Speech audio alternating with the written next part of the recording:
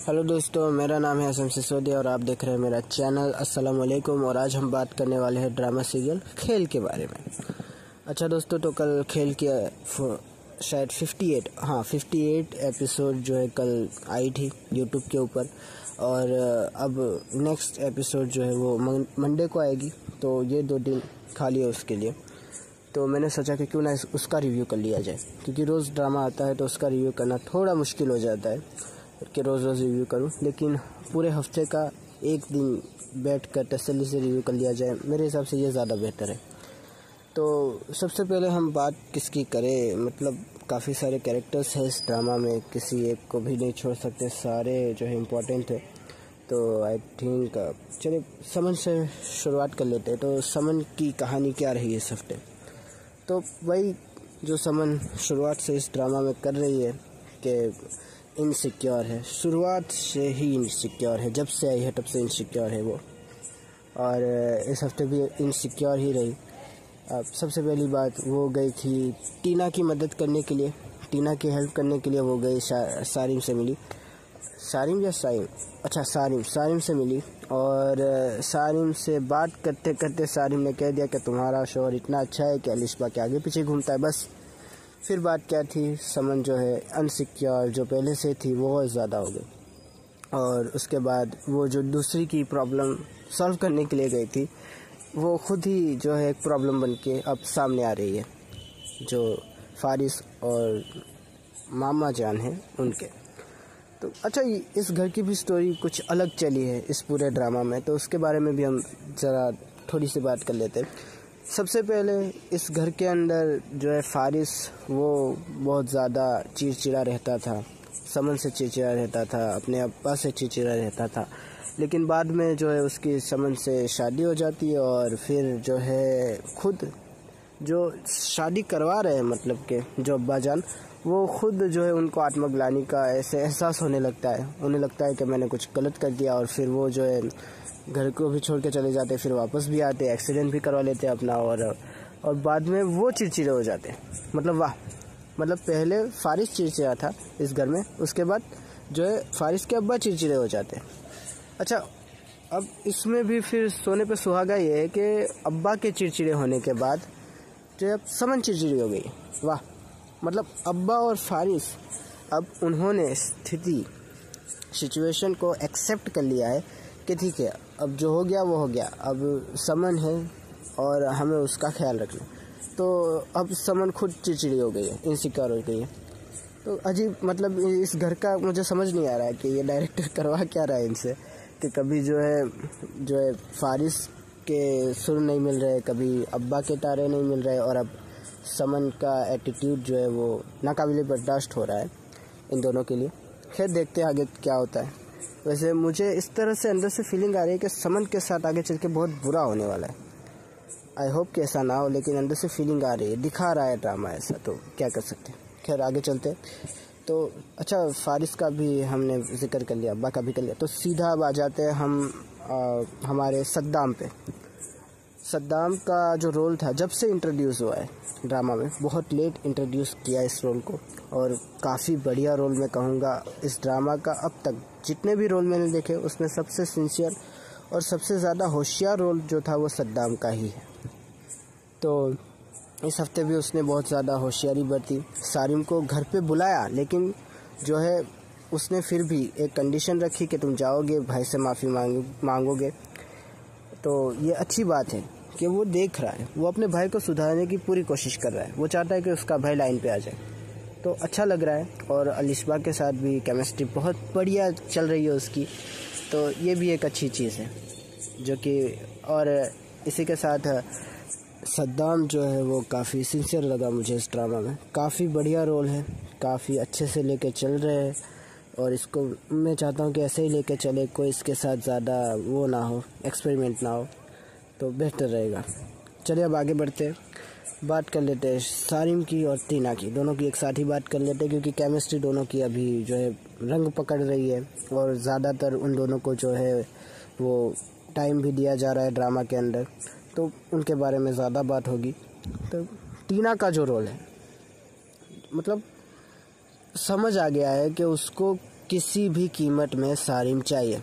कुछ भी करो, दुनिया इधर की उधर करो, मार दो पीट दो, लेकिन मुझे सारिम ला के दो, इतना पता चल गया है। अब वो जो सारिम जो उसकी मोहब्बत थी, अब वो उसकी जिद बन गई है। ये दिख रहा है, अब सीधा दिख रहा है कि जिस तरह से सारिम उसको जो है लटकाता है, वो कहती है कि तुम मुझे फ़ोन क्यों नहीं करते, वो कहता है कि फ़ोन करना ज़रूरी है क्या।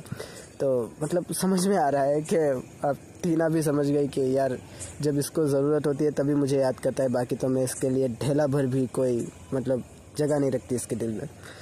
वो रो रही है। फिर सारिम जो है उसको वापस मनाने भी गया। मनाने किस लिए गया? क्योंकि माँ ने कहा था। अच्छा, माँ की मोहब्बत में मनाने जा रहा है।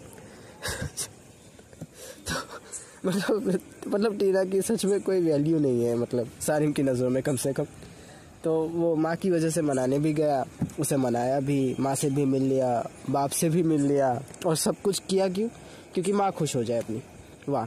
तो माँ को खुश करने के लिए अपनी ही जो प्रॉब्लम्स है वो बढ़ा रहा है वो। चलो, एक अच्छी चीज़ तो मुझे इसमें दिखी, कम से कम। बुरा कैरेक्टर है लेकिन अच्छी चीज़ ये लगी कि माँ के लिए कर रहा है जो कर रहा है वो। चलो, अच्छा है। अच्छा, टीना की मैं बात करूँ तो टीना अभी मुझे लगता है इसके साथ आगे चल के बहुत ख़राब होने वाला है, इसके कैरेक्टर के साथ। क्योंकि अभी से लग रहा है जिस तरह से इसको डेवलप कर रहे हैं, तो टीना का तो बस उपयोग ही होना है अब इस ड्रामा में, और कुछ नज़र नहीं आता। हो सकता है शादी भी हो जाए सारिम से, लेकिन लगता नहीं है। और अगर हो भी गई तो शायद ज़्यादा चलेगी नहीं, दिख रहा है। क्योंकि सारिम की जहाँ तक बात करें तो भाई सारिम तो अपना सारिम है, उसको किसी की परवाह ही नहीं है। उसे बस अपनी ही धुन में मस्त रहना है। अलिशबा को किसी तरह से घर से बाहर निकलवाना है और अपनी अय्याशियाँ जो है वो चालू रखनी है। अभी मैंने एक चीज़ नोटिस की इन एपिसोड्स में कि जो शिजा नाम है, जो शायद इसकी एक पहले गर्लफ्रेंड रही होगी, उसका नाम काफ़ी बार बार चर्चा में आ रहा है। तो मुझे ऐसा लगता है कि ये आगे चल के कुछ होने वाला है शिजा के साथ, और उसका जो डायरेक्ट इम्पैक्ट है वो सारिम पे पड़ेगा। आई थिंक मुझे ऐसा लगता है कि सारिम इससे बहुत बड़ी मुश्किल में आएगा, लेकिन देखेंगे कि क्या होता है और क्या नहीं। लेकिन मुझे लगता है कि ये जो नाम ऐसे ही नहीं लिया गया है शिजा, ये आगे चल के आएगा इस ड्रामा में, आप देखिएगा।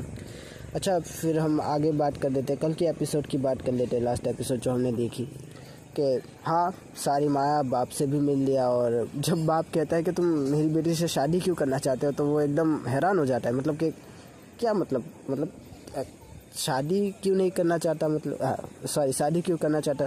तो वो कहता है कि कोई वजह होगी, तो कहता है कि टीना मुझसे मोहब्बत करती है। मतलब रियली, मतलब क्या यार, तुम क्या सोच रहे हो? मतलब तुम बाप से मिलने आए हो और उस बाप कह रहा है कि तुम मेरी बेटी से शादी क्यों करना चाहते हो, तो कहते हो कि टीना मुझसे मोहब्बत करती है।